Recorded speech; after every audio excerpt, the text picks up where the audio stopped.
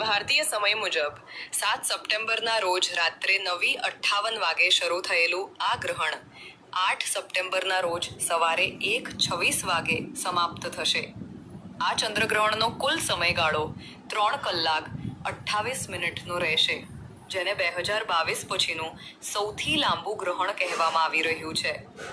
આ પૂર્ણ ચંદ્રગ્રહણ નવી દિલ્હી, મુંબઈ, અમદાવાદ, જયપુર, કોલકાતા, ચેન્નાઈ, બેંગલુર, હૈદરાબાદ, લખનૌ જેવા શહેરોમાં જોવા મળ્યું હતું. તેને જોવા માટે તમારે કોઈ ઊંચા સ્થાને જવાની જરૂર નથી, કારણ કે તે સરળતાથી દેખાશે.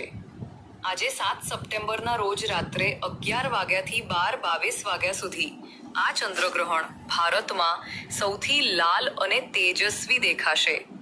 જ્યોતિષીઓના મતે લગભગ 122 વર્ષ પછી આવો સંયોગ બન્યો છે, જ્યારે પિતૃપક્ષ ચંદ્રગ્રહણથી શરૂ થયો હતો. આ ઉપરાંત 7 સપ્ટેમ્બરે આ ગ્રહણ પંચક દરમિયાન થયું છે.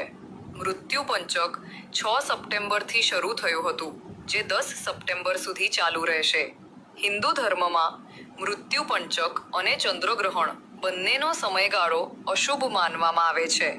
આ સમય દરમિયાન પૂજા, સગાઈ, લગ્ન, ગૃહ સંસ્કાર, મુંડન વગેરે કોઈ કાર્ય કરવામાં આવતું નથી. ચંદ્રગ્રહણ દરમિયાન કઈ સાવચેતી રાખવી જોઈએ?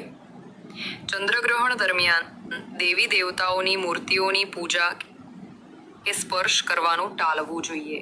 ચંદ્રગ્રહણ દરમિયાન ખાવાનું કે સૂવાનું પણ ટાળવું જોઈએ, કારણ કે તેનાથી જીવનમાં નકારાત્મકતા વધી શકે છે. ચંદ્રગ્રહણ દરમિયાન ક્યાંય બહાર ન જાઓ અને મંત્રોનો જાપ ન કરો.